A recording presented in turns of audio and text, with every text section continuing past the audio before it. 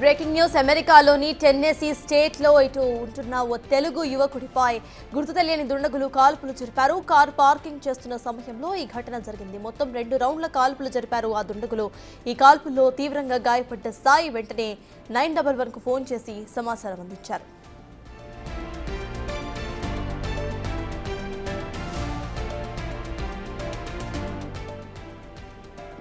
బాధితుడు శ్రీకాళహస్తికి చెందిన సాయిగా గుర్తించారు. తీవ్ర గాయాలైనా అక్కడి నుంచి కారు నడుపుతూ బయటపడ్డాడు సాయి. సమీపంలోని ఓ గ్యాస్ స్టేషన్ కు చేరుకున్న సాయిని అధికారులు వెంటనే హాస్పిటల్ కి తరలించారు.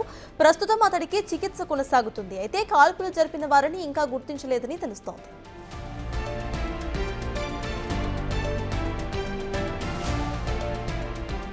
వాటికి ఇదే అంశంపై పూర్తి డీటెయిల్స్ మా ప్రతినిధి దామోదర్ అందిస్తారు. దామోదర్, చెప్పండి. ఇటు కార్ పార్కింగ్ చేస్తూ ఉండగా కాల్పులు జరిగినట్టుగా తెలుస్తోంది. కాల్పులు కావాలని తన మీదనే కాల్పులు జరిపారా? అసలు అక్కడ అప్డేట్స్ ఏంటి?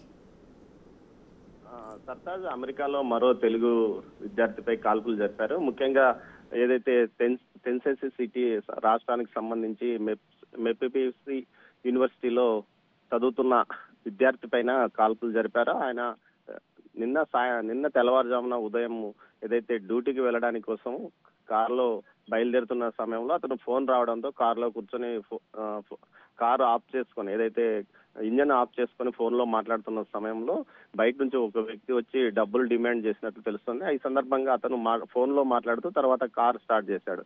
ఈ నేపథ్యంలో కారులో పారిపోతున్నాడని భావించిన ఆ దుండగుడు వెంటనే కాల్పులు జరపడంతో 2 రౌండ్లు కాల్పులు జరిపాడు. భుజానికి ఛాతి పైన కాల్పులు బుల్లెట్స్ దిగినట్టు తెలుస్తుంది. ఈ నేపథ్యంలో వెంటనే అతను తన ఫ్రెండ్ పనిచేస్తున్న గ్యాస్ స్టేషన్ వద్దకు నేరుగా చేరుకున్నాడు. ఆ తర్వాత అక్కడ స్పృహ తప్పి పడిపోయాడు. వెంటనే ఆ స్నేహితుడు అతన్ని ఆసుపత్రికి తరలించి పోలీసులకు సమాచారం ఇచ్చాడు. మొత్తం మీద అతని పరిస్థితి క్షేమంగా ఉందని అతని తండ్రి బిగ్ టీవీతో మాట్లాడుతూ చెప్పాడు. ముఖ్యంగా తన కుమారుడి ఆరోగ్యం క్షేమంగా ఉంది.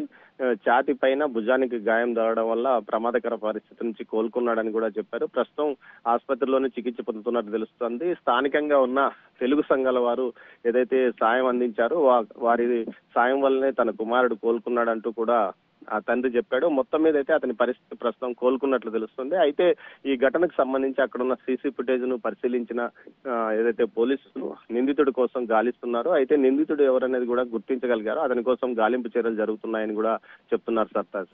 Right, thank you Damodar.